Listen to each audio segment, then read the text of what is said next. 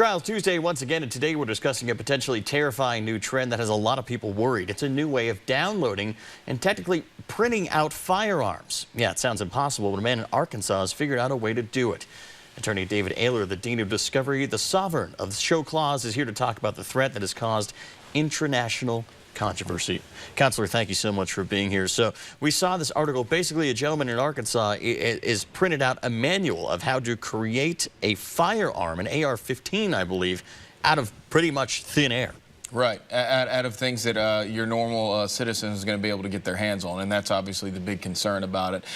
There's been, recipes on the internet since the internet begun with bombs and various things like that, but this is one that's really caught fire, as you pointed out, because there's so many people that have been looking into it, and it has a lot of concern for the federal and the state authorities. Well, that's the thing, is that the article is entitled "How This Honor Student Became One of the Most Wanted and Controversial People in America," basically taking a 3D printer and then being able to take those household items and assemble a weapon. Where do you see the law coming down on this? Is that a federal thing that they're going to have to go through with alcohol, tobacco, and firearms?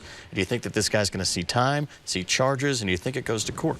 Well, I think you're right. I think it will be a federal situation. And usually when it's going to be federal, it would be handled by alcohol, tobacco, and firearms. It could have assistance from the FBI as well. So there could be various groups in it, but I would definitely think it would be a federal situation because obviously we're talking about something that's crossing state lines and even, of course, international lines for that matter.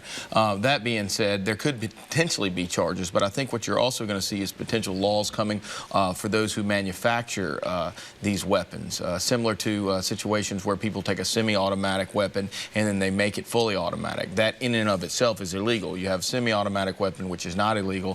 Fully automatic weapons are, and then when someone makes that crossover, even if they do it with their own tools and that sort of thing, it's illegal. So you could see something in that same realm. Another issue that crossed my mind when it comes to the legal aspect of this is that this gentleman pretty much put out a manual of how to do this and posted it on the internet.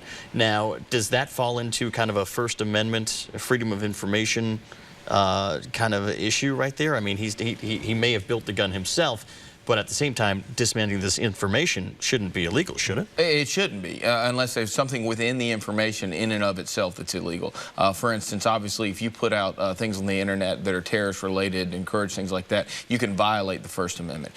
Clearly, things related to child pornography, things like that, are going to be violation of the law and a violation of what the First Amendment protects. So that's what they really got to look at specifically. But on its face, I would say no. But it could be another scenario where not only is it so much what he puts out, but it's in the actions thereafter. For instance, if they have filming him making this weapon, or of course, when other people download it and make it. But the information in and of itself, I would agree with you, it would be something that you should be able to be protected under. As an attorney, is that the defense that you would go for right away? I mean, yeah, he posted this on the internet, but that doesn't necessarily mean he's telling people to do it. It's just that information is out there. Exactly. I mean, like I said, if you were going to go online and look how to make various bombs and things like that are unfortunately used in terrorist attacks and various things, it's completely legal to put that information out there. Now, are you putting yourself on a watch list? I would definitely say sure, yeah.